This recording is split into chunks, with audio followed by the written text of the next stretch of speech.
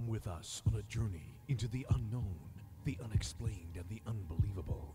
We will test your senses and challenge your beliefs. A world where science and religion clash. Or do they? You will meet real people and hear real stories, but you will not believe. You will witness strange sights and hear strange sounds, but you will not believe. This is the New England Ghost Project. Welcome to the nightmare. Hello everyone. Welcome to Ghost Chronicles Next Generation. I'm your host, the blonde bombshell, Anne Kerrigan. Ron can't be with us tonight, unfortunately, but he'll be back next time. However, we have a special show today featuring the ghosts of Spirit Quest Past.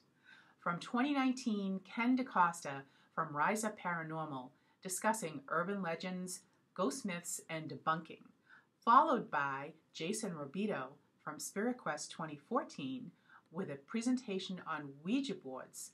And in between these two intriguing presentations, we'll hear from the teller of curious tales. So sit back, relax, and enjoy the show. Good afternoon, everybody. My name is Ken DeCosta. I am with a group called Rise Up Paranormal. We're based in Rhode Island. Personally, I have been doing this stuff for about 45 years now. Now, hold on to your hats. We started doing this before there were cell phones, the internet, and Facebook. I know. These were medieval times back then. But somehow we got through it. I think we probably did more as kids doing this to scare ourselves than anything that happened out there. Today, I want to exercise my right, if you read your flyers, as a disclaimer. Speakers and topics are subject to change. That would be me today. Now, originally, I was going to come in here and do something on first responders, but since I committed to this, there have been 87 shows on cable TV about paranormal 911, paranormal emergency, haunted hospitals, and I think we've all had enough of that. They've told the stories, there aren't any more. Thank you for coming today. So what I decided to do is something else that piqued my interest, and that's legends. I consider myself first and foremost to be a researcher. I am not a ghost hunter. I absolutely hate that title. It's a Hollywood creation. I am a paranormal investigator. It just sounds cooler, right? You know.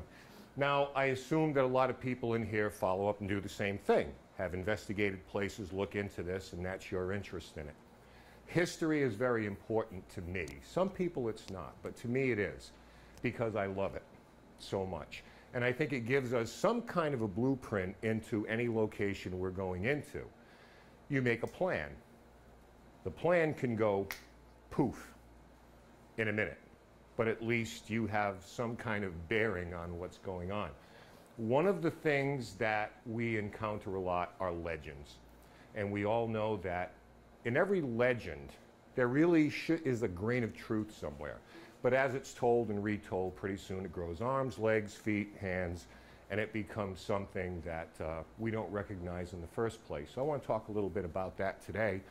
And toward the end, get into a couple of locations, iconic locations, that I kind of don't want to poke holes in so much as give you an example of how legends sometimes don't meet up with facts. Okay? This is not to say that these places are not haunted and people don't have experiences there, because I believe they have. Some of them are very credible. But I think we have to follow what history tells us, what's documented. So if you don't mind, I'm going to, because I threw this together at the last second, Steve read like a narrative on this, so I can have my notes. Okay, urban legends. Usually how they grow is they're passed along by people that we have implicit trust in. My mother told me that a friend of hers told her that this is true. Urban legends now, in this date and time, pardon me while I reach over, I'll give you the textbook version, an often lurid story or anecdote that's based on hearsay and widely circulated as true. Now, the details may change to meet the times. The horse and buggy from centuries ago suddenly become BMW. You know, we've heard urban legends. We've heard about the driver behind you who's flashing the lights on and the girl's trying to escape him thinking it's a crazed killer, when in fact he pulls her over and says, the crazed killer is in your back seat, I was trying to warn you. Okay, a lot of these are parables or cautionary tales, and it's something that we're going to get into, but they do serve a purpose. So they're updated to keep track with contemporary times. And you can learn a lot about urban and modern culture coming from these type of stories. There are some that are based on real incidents, and in fact, they're so powerful that sometime in the 70s, Procter & Gamble had a logo that somehow people said had some kind of satanic symbolism in it, okay? And it was so powerful that, worried about their bottom line, they actually changed their logo, because the story started to circulate so much and people started, you know, with protest signs and, you know, Satan, you know, so if you bought Procter & Gamble soap, good luck with you. A lot of times we live in a very dangerous, capricious world, and this reminds us of how fragile life is and how dangerous it can be, and it also stops us from maybe doing some things that we shouldn't be doing. It's the basis of an urban legend. Some examples of how these are spread. Okay, word of mouth, they're passed down. Usually the original legend resembles nothing like what's being told after decades. But right now, I guess social media and the internet stick out. Now, if you go to YouTube, you can learn how to change the brakes on your car, and a few clicks later, you're into some type of creepypasta. Is anybody familiar with that term? Creepypastas are stories that are told by readers that are submitted that is ostensibly something happened to them or somebody that they knew. And one is more grisly and grotesque than the next. Reddit is another, suddenly, a source of these things, because you can learn how to make a chocolate cake, and a few clicks later, there's an axe-wielding maniac in your hometown. So these are all passed along. And in an age of social media, we're bombarded with them, and so are our children. Okay, about 1968, the term started appearing, urban legend. And in 1981, a man named John Harold Brumvold, he was a professor of English at the University of Utah, published a book called Vanishing Hitchhikers and Other Urban Legends. Okay, and he wrote a series of them. And it was done in good humor, and it was done, you know, just to tell a story, but then these things started to grow a life of their own. Now, some of these things date back to early cultures, Native American culture, so forth and so on, but a lot of them reflect our culture right now. So they're commonly updated. Right? And you can see these on social media. Refute them at your own risk, which is what I'm trying to do today. Don't hate me on this. Because obviously, if you start questioning Ouija boards and table tipping and different stories related to them, they will come for you. And they will come for you hard, because, yes, but I had an experience of a Ouija board. You can't tell me. And again, my purpose is not to say these things have not happened. It just means that we need to step outside ourselves a little bit and take a look at the origins of these things before we jump into them with both feet. Okay, so here's some examples. Every state in the Union, from Resurrection Mary to the red-headed hitchhiker of Route 44, has their story of the vanishing hitchhiker. I'm not going to run all these down. But Crybaby Bridge, there's usually a mother who for some reason throws her infant over the side that drowns, and people go over the bridge now, hear the infant crying. It could be because she was pregnant out of wedlock and was ashamed, whatever the story may be. The hooked man, of course, we know the hooked man on the date, and then they get home, the couple gets home, and there's a hook hanging on the door, etc. and so forth. Spook lights, vampires, from where Andrew and I are from, and Keith, Rhode Island vampires, hello, Sarah, Mercy, and Nellie. We're on a first name basis. Bloody Mary. You all know Bloody Mary. You know, usually at any pajama party with young teens, this is a must. Spin the bottle, Bloody Mary. It's got to be done. It's the law. So you'll see Slender Man down in the corner there. Now, Slender Man originated by a couple of guys who decided to take inanimate objects like tables and chairs, Photoshop them digitally into these spindly arm things. Suddenly, Slender Man becomes an entity. Okay? So serious that not very long ago, a couple of young ladies, early teens, actually murdered a classmate of theirs. And when they were asked, it's like, well, we were paying homage to Slender Man. So I'm not here to sound alarms, but these things kind of tend to take on a life of their own. One wonders, and I have, if somehow we create what's called a tulpa, where in our collective consciousness we can focus so much on an entity that may or may not be real that we actually bring it into our physical reality, whether it's psychologically or as an object or a physical person. Mothman. I like Mothman. My buddy. Okay, monsters and boogeymen. Moralistic and cautionary tales. Urban legends do serve a purpose. They keep people in line. They stop you from doing things or trying things that you might do that maybe you shouldn't. Okay, how many people here have ever been told by someone, usually your mom, do not go into the woods, there's a monster out there? Thank you, thank you. There are cliffs, there are sinkholes, there are animals, and you're placing yourself in danger. It's not quite enough to explain to a young kid, well, you could fall off a cliff, because the first thing we do as kids is go climb the ledge, okay? Some of us, you know, I've heard of kids jumping off roofs with a towel on their back pretending they're Superman. Me.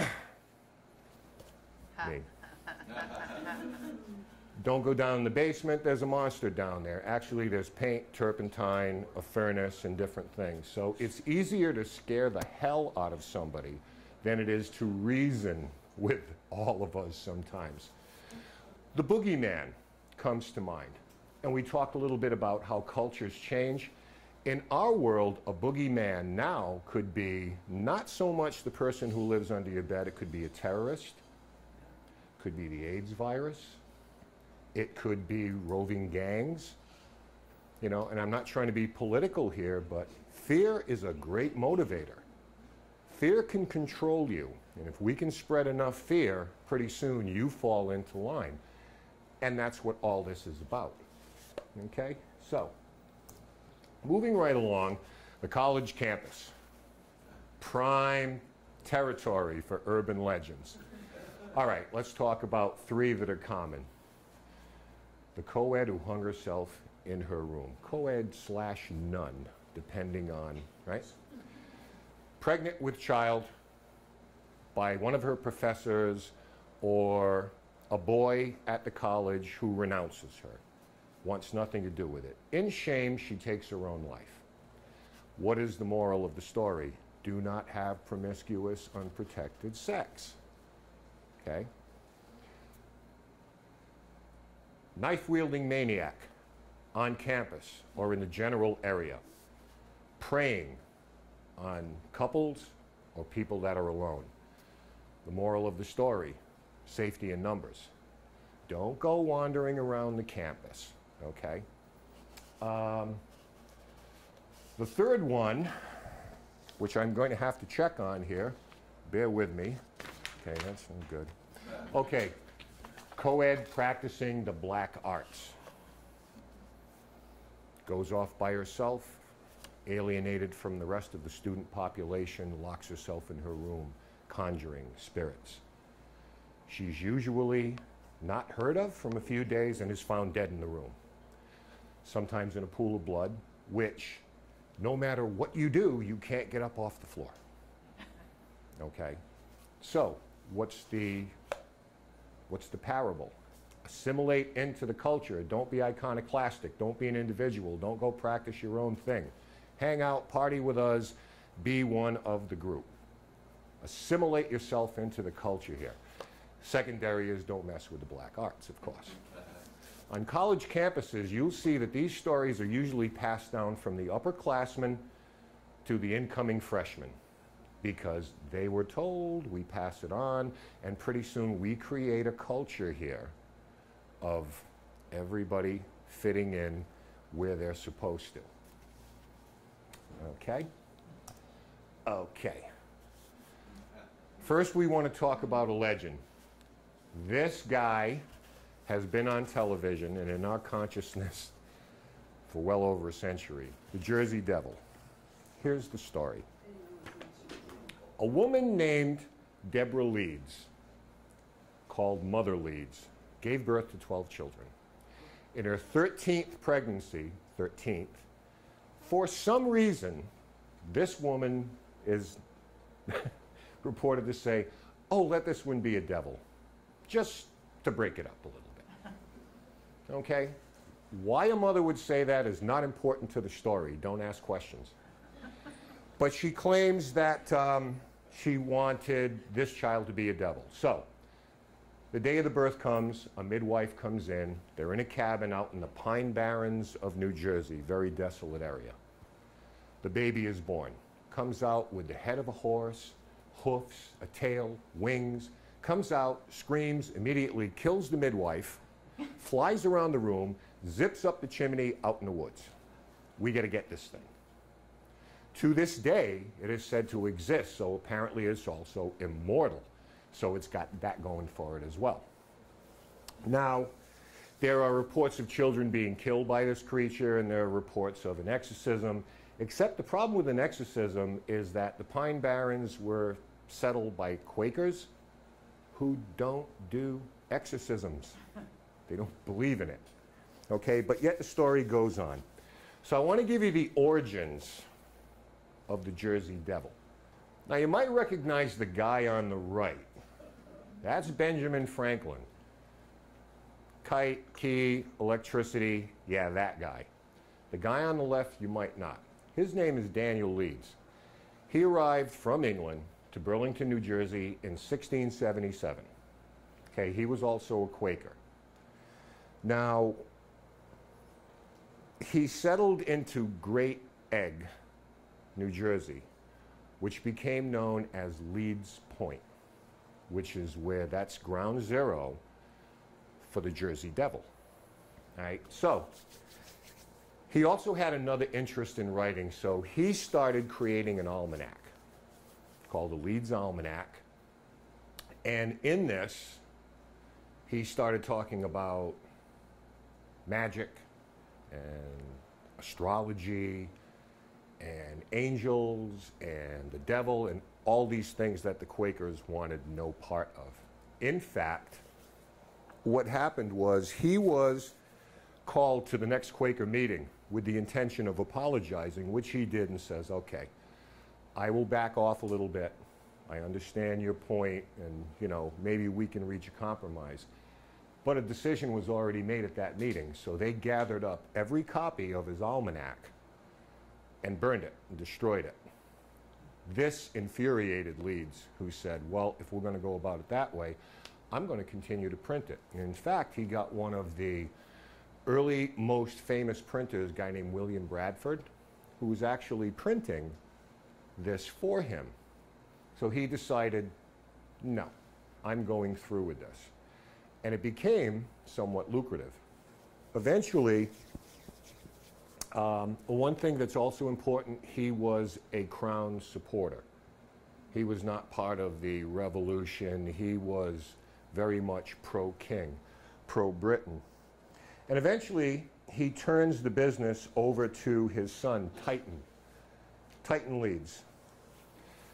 Titan takes possession of the printing and writing, and on the masthead, he decides to put the Leeds family seal. Now, you'll notice there are 3 sort of wing-like creatures there. These are called wyverns. Okay, and if you look at them, they do resemble what people describe as the Jersey Devil. Okay. Now, in 1732, Benjamin Franklin, he was kind of like Edison. It's like, that's a really good idea. I think I'm going to steal that. Okay, so he comes along and sees a lucrative business and decides, I'm getting into the almanac business, and starts writing about astrology and magic and science and astronomy and all of these things. But he goes one step further. He decides to discredit Titan for his own purposes. It's like, buy this and not this. He considers it to be kind of in fun, whereas Titan Leeds is dead serious about this. You're cutting into my business, and this is what you're doing to me. So in that humorous vein, Franklin starts writing about astrology and predicts on October 17th of 1733, Titan Leeds will die. Just made it up. Threw it out there, which did not make Titan Leeds very happy. And in fact, he went a bit further. These are some of the things that Franklin wrote about Leeds. He's too well-bred to use any man so indecently and so scurrilously, meaning that this can't be Titan Leeds that's writing this. It's got to be the incarnation of the devil himself.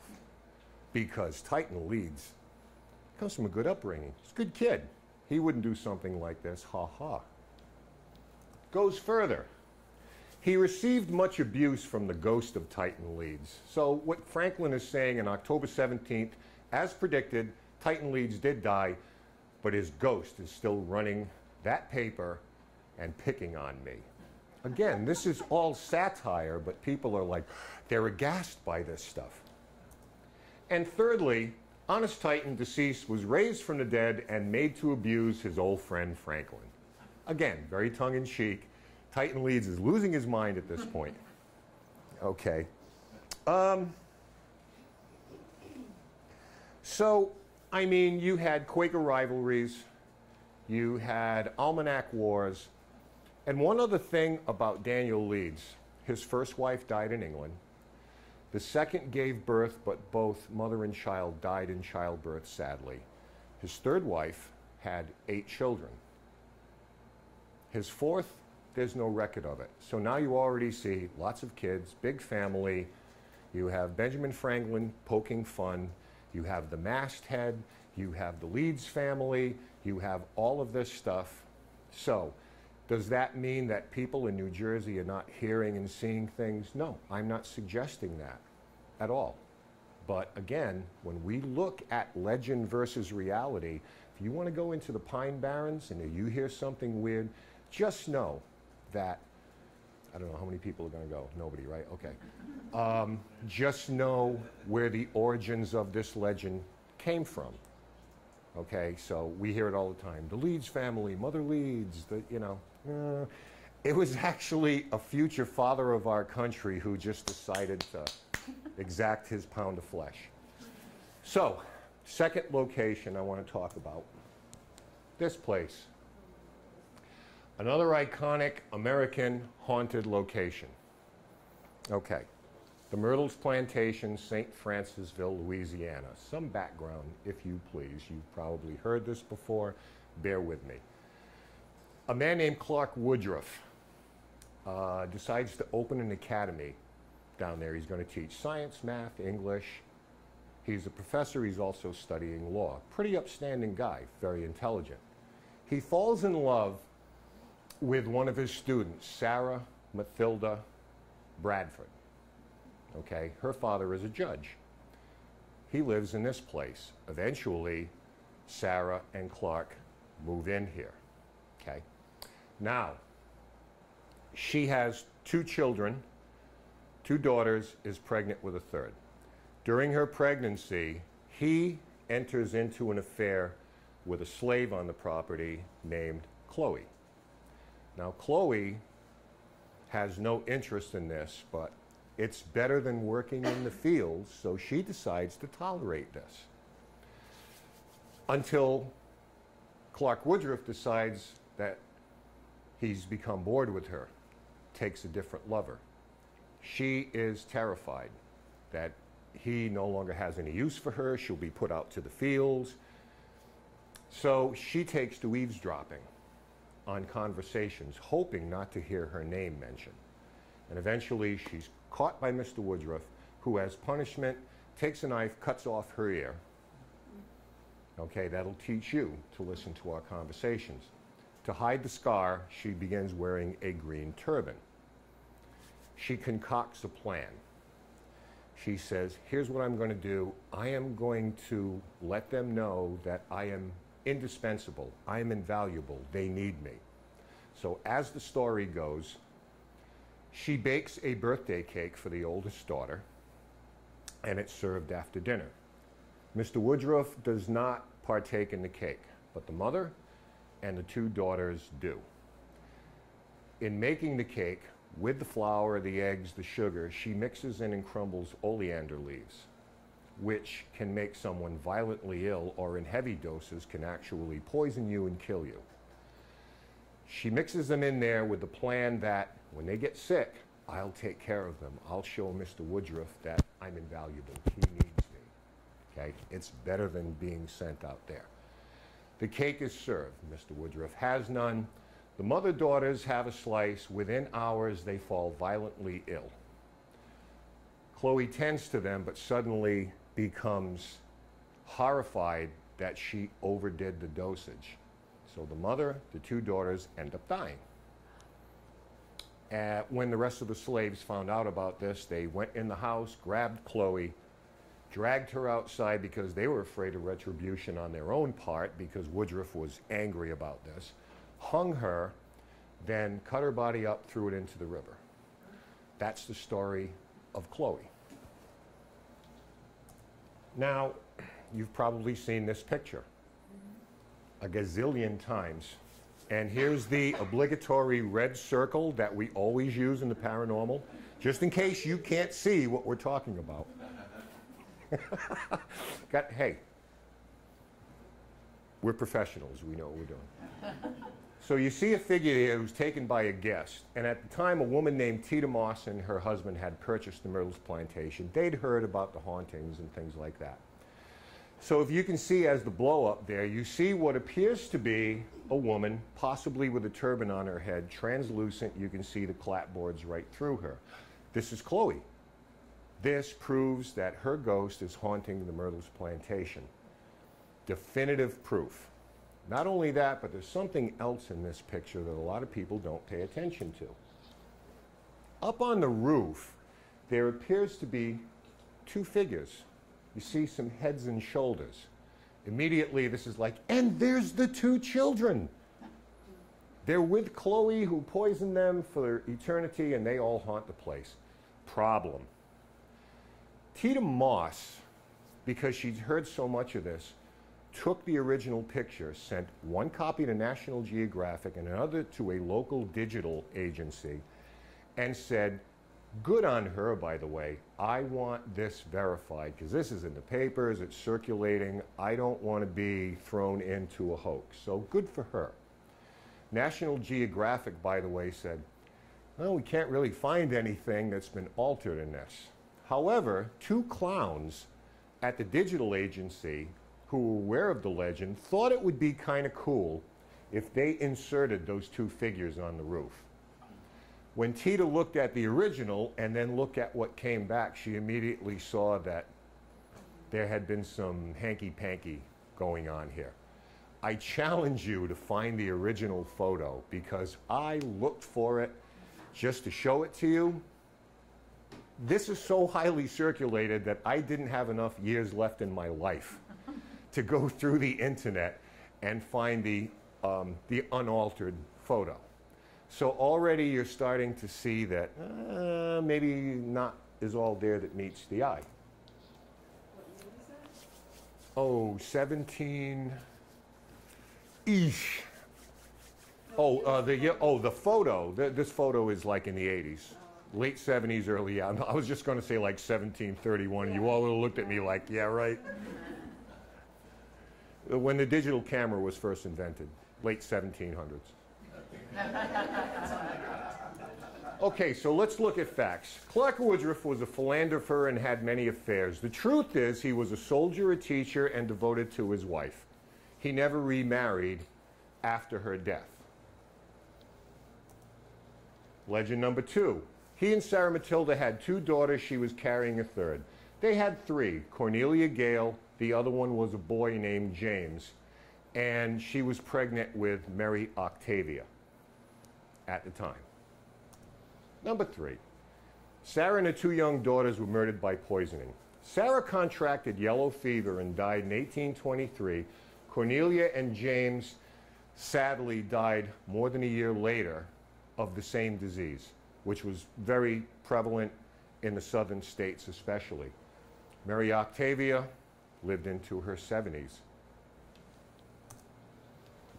Woodruff was shot and killed at the plantation. No, he died of natural causes at his daughter Mary Octavia's house. He eventually moved in with her. Chloe, or Cleo in some versions, was a house slave for the Woodruffs. There is no record of anyone named Chloe or Cleo that ever stayed at that plantation, and this is from the records in St. Francisville, Louisiana. At the time, in the 1800s already, we were starting to push into census areas. Now, you could list maybe 100 years, I had 17 slaves. Good enough for me. But then we got to the point, if you were living in the home and serving as a domestic, you would have to be listed as people who are occupying the dwelling. And what's the big deal? It wasn't like I want to hide my slaves. Everybody had slaves. You just put, well, you know, there's Chloe, there's Ted and Biff or whoever.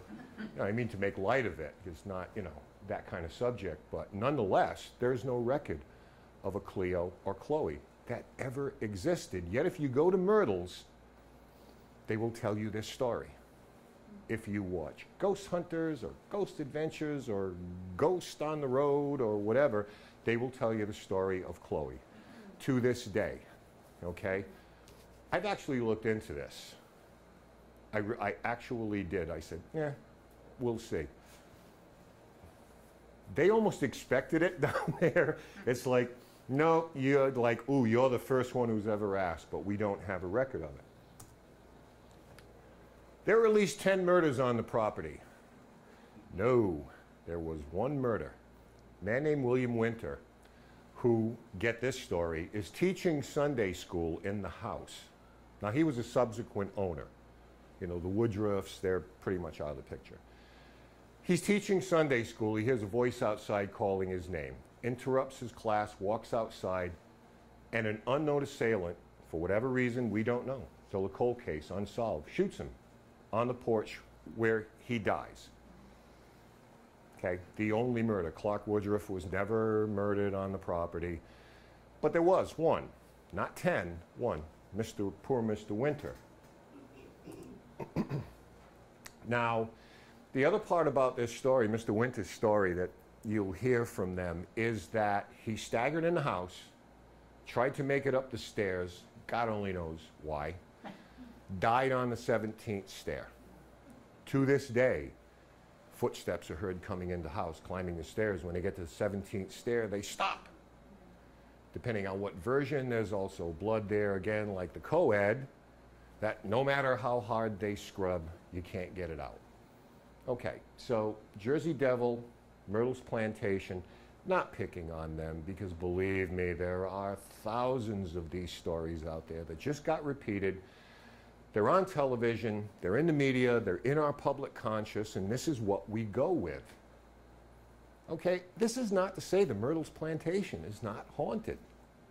Okay, there's been some credible evidence to suggest that something is there.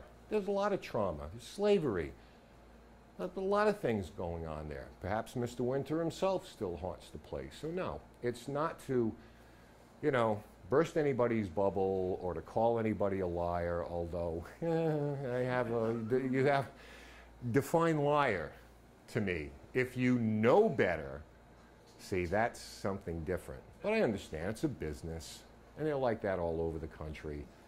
Okay, they really are. But we, as investigators, whoever does this stuff, we know that you have to follow the story. I'm not, if I ever have the pleasure of going there, I'm not going to waste a lot of time on Chloe, asking Chloe to say something to me or something like that. I'm going to move past that into maybe a smaller, more focused area on what is actually happening there. Because we have a tendency to do that in the paranormal. We embrace everything. You can't discount everything. But once you learn better, you have to put that aside and let's get to the heart of the matter. Not the 100 things that may be explainable otherwise, but those 1 or 2 things that are just kind of like, I got nothing for you. And that's what we got to focus on, okay? I did better than Steve. I brought this in even quicker. Listen, thank you. I, the teller of curious tales, open my book once again and bring you strange and unusual stories, true stories, stranger than any fiction ever written. Listen. The most fantastic of all strange beliefs is one that is still prevalent all over Europe. The belief in werewolves. A werewolf is a man or woman who can change into a wolf at will whenever the lust to kill comes upon them, and while in this animal form, preys upon both man and his domestic beasts. Millions of people subscribe to this belief, and their faith has been bolstered by the thousands of convicted and self-confessed werewolves.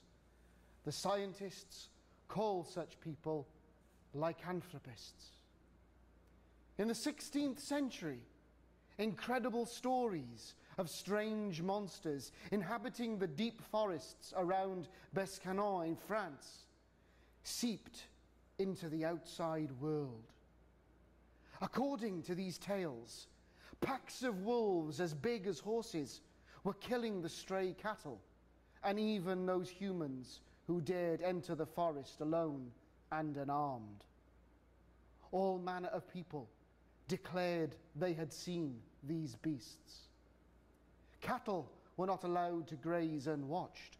Children dared not leave the environs of the village for the fear of being caught by these ravenous brutes. The disappearances were so numerous, and the beasts of prey so seldom seen, that the townspeople were saying, "These are no wolves. This is the work of werewolves." The resentment of the villagers and the peasants grew until they formed the equivalent of a modern posse. With sticks, staves, and scythes, they set out to hunt these mythical animals. After 3 days of intensive search, they returned to Bescanon with 3 hairy beasts that vaguely resembled men. Wild and vicious, they fought like animals. They were taken to Dijon and thrown into the castle dungeon. After being starved into submission, they were dragged before the magistrate. Since they spoke only in a strange language which no one could understand, they could be questioned only by signs. According to the ancient records, the result of this questioning amounted to the following. The prisoners admitted being in league with the devil, who had given them wolves for wives. One admitted to killing a small boy he had captured, tearing him to pieces and eating him. The other 2 admitted to murdering at least 5 children. Who were these 3? What were they? Is it possible that they were the remnants of some prehistoric race of man who managed somehow to survive in the deep forests? Or were they what they claimed to be? Werewolves. The gong strikes. My time is up. the teller of curious tales has closed his book. Join me on my next visit, when I'll bring you other stories, curious tales, strange beliefs. Until then, sleep tight. I think it was like 87.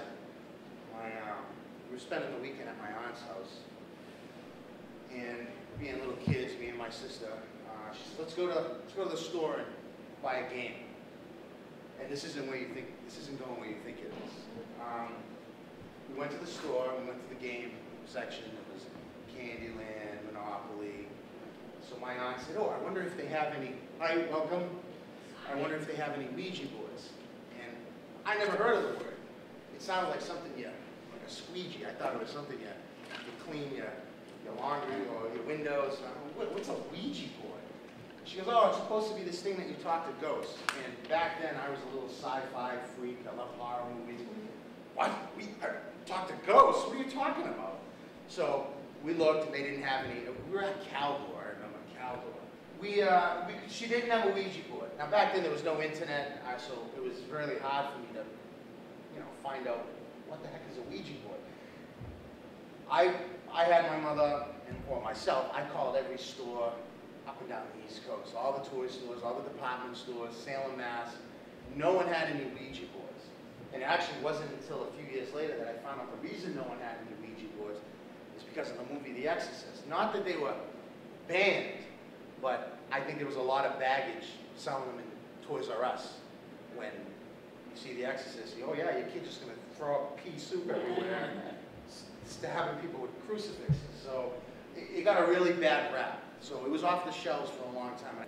Maybe about 4 or 5 years after that, I remember I was in Bradley's, and it was right around Christmas time, and I went down to the toy section, and I remember I saw this box right here,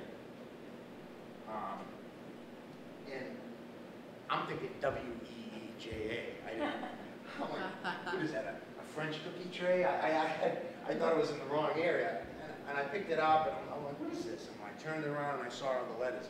I had a Nutty Buddy in the middle of Bradley's. I ended up getting it, and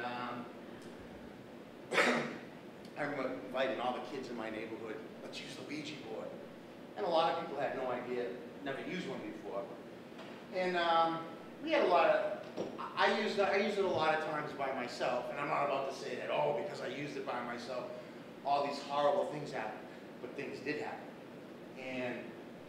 And I attribute that to being, I think I was 13 years old at the time, and that's part of one of the phenomena with the Ouija boards. A lot of people are going, well, how do they work?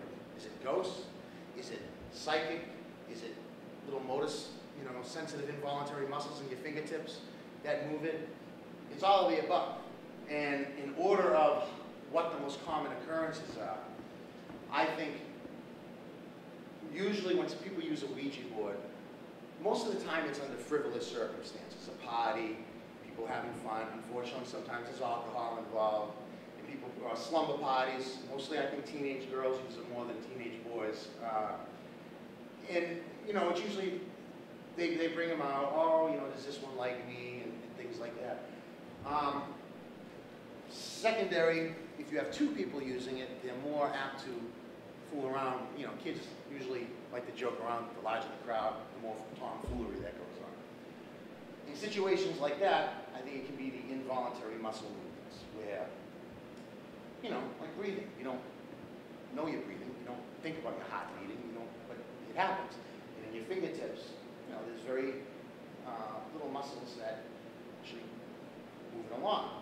And usually you can tell that that's what's happening is it's gibberish. You say hello, and it goes to V-D-A, okay. No rhyme, no reason.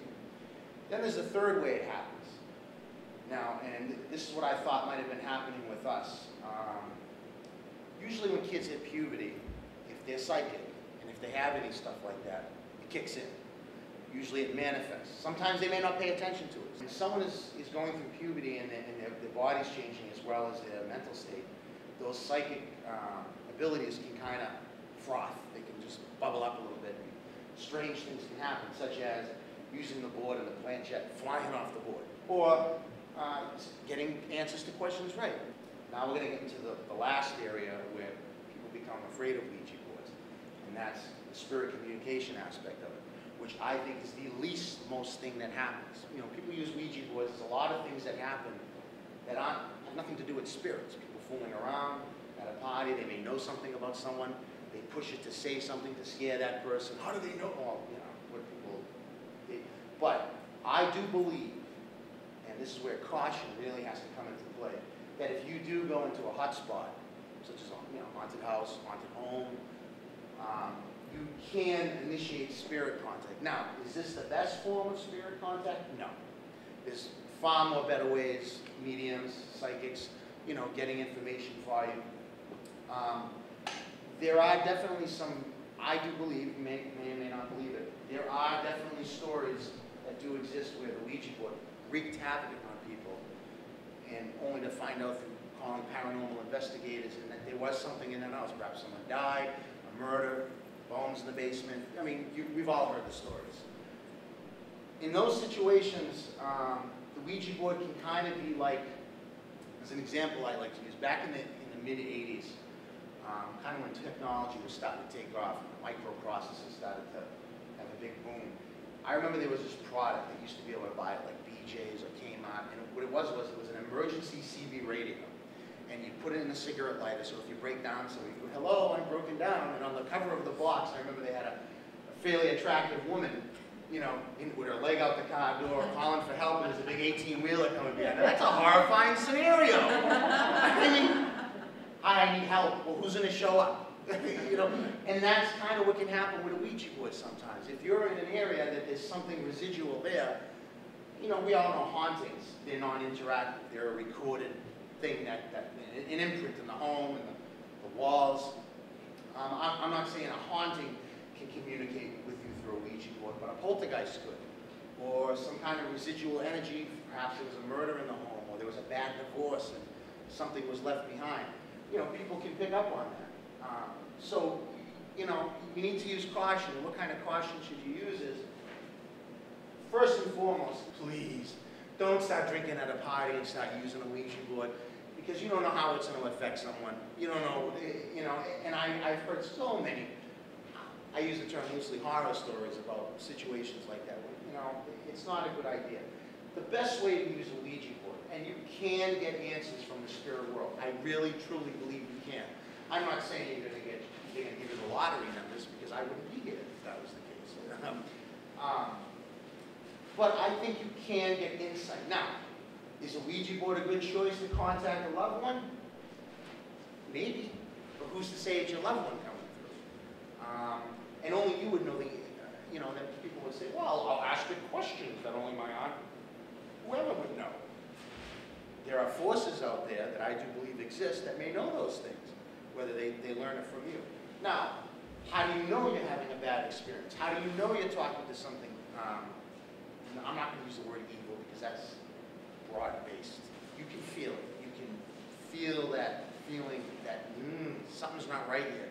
That spookiness starts to come in. You start to feel scared in your own home or scared in your own familiar surroundings. My recommendation is to stop immediately. Now, you can go on the internet and you can find, people will tell you all kinds of things you need to do to clear out the board. Rub the thing over goodbye, jump around 3 times and whip a chicken around your head. I mean, that's the thing with the internet. Everyone with a crazy idea can get it out to the masses, and unfortunately people pick up on it. I've never had anything happen because I didn't end the session and take the planchette and go, goodbye, to accentuate that, or to overstress that, yeah, I'm saying goodbye to you now. But the thing to do is to show, if you're using a board and you feel that it's starting to get weird and you start to feel that creepy feeling that's hard to put into words, but I think you all know what I'm talking about. Just that ominous feeling that, you walk into a home sometimes or an old place and it's almost a smell, almost a deja vu type of weird feeling, like something's not right here. Yeah, that would be a good sign to stop. Because if it was your dear aunt, I don't think she'd be wanting you to be feeling those things. Now, does that mean it's an evil spirit? No, it could be like a stranger in your house. If you're sitting there watching TV and some guy comes walking in, goes in your refrigerator, grabs something to drink, you go, what the hell? Who are you? It's this, being there to hurt you. You just made me thirsty and crazy. When the door was open, you know? I mean, you don't know who's going to come through. And that's the thing I like to caution people the most with this. When you're using a Ouija board, you are opening that proverbial door. You are inviting something in. Just like opening up your window, hey, anyone want to come in? You know, you don't want to do things like that.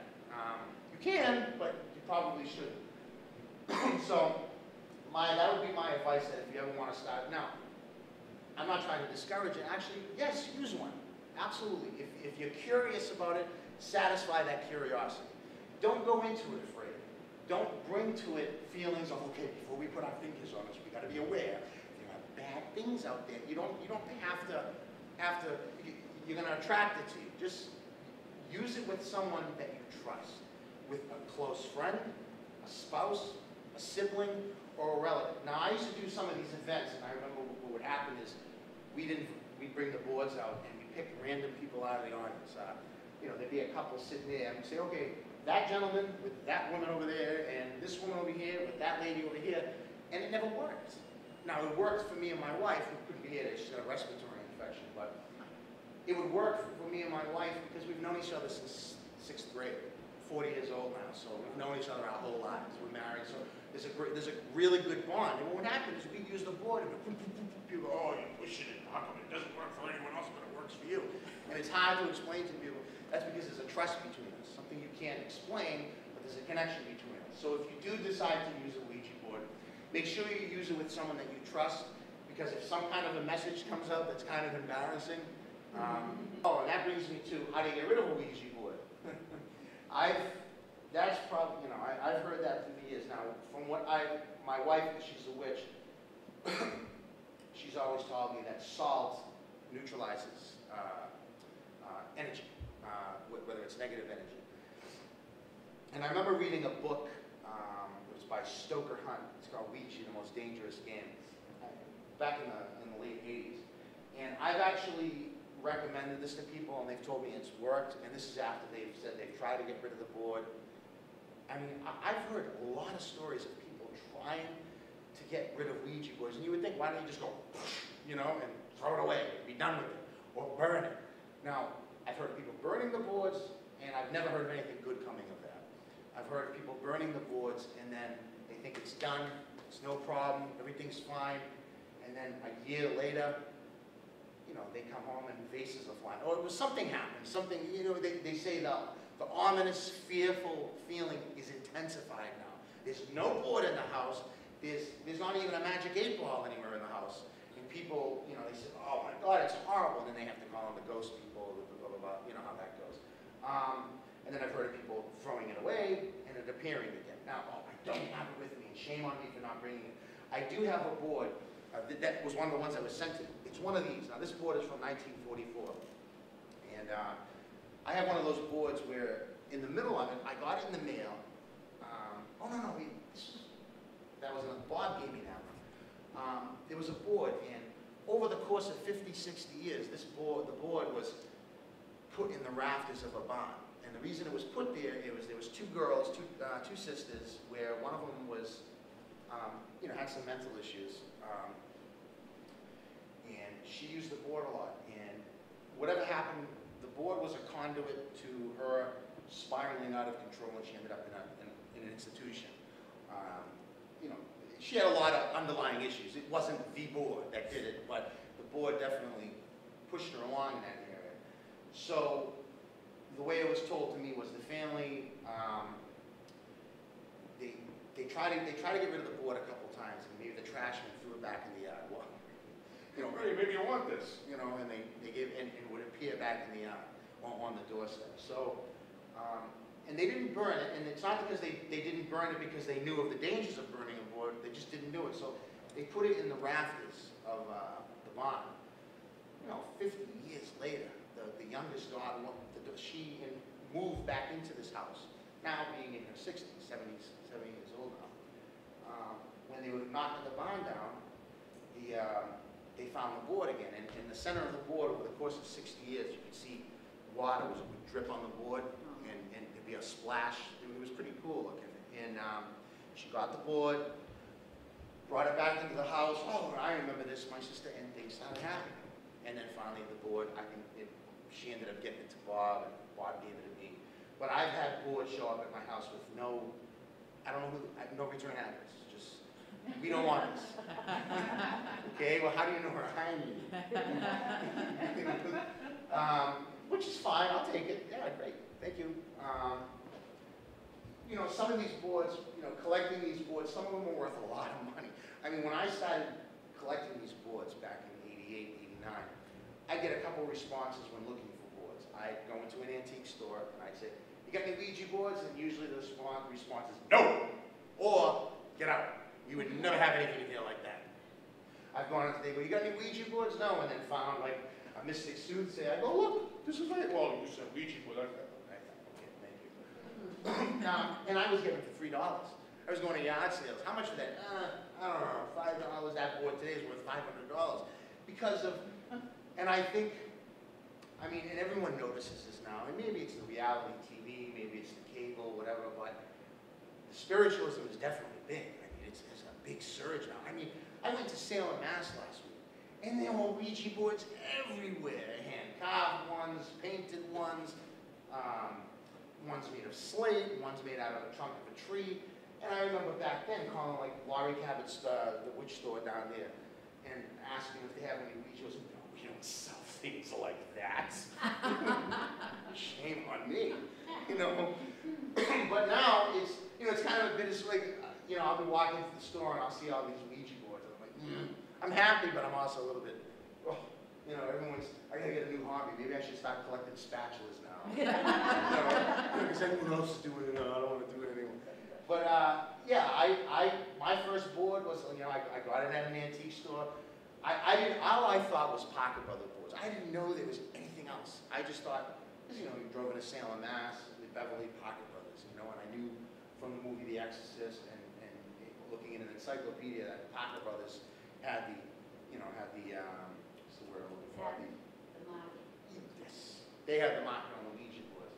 But, and Bob talks about this a lot, the Ouija board was huge at one time. I mean, mega huge, especially in like, it was outselling Monopoly, especially during World War II. And why during World War II?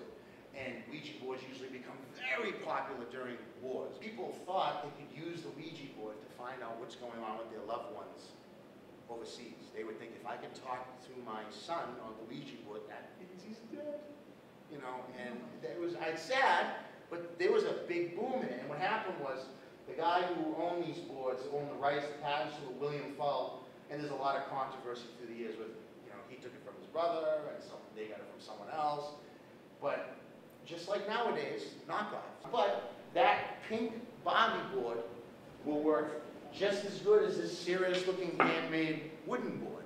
I mean, you can put cards, index cards on a table, and take a shot glass and turn it upside down.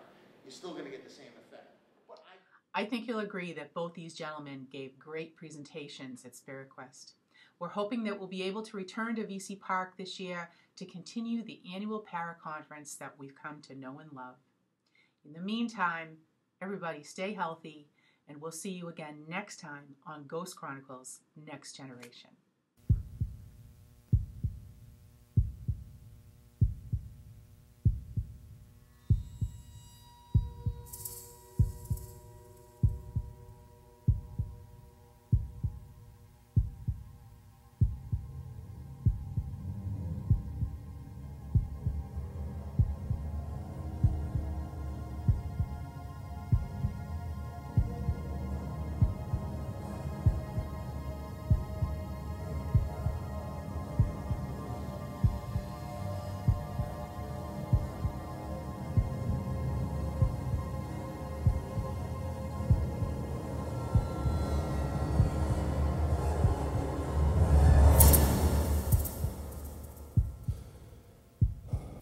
From ghoulies to ghosties, long-leggedy beasties, and things that go bump in the night.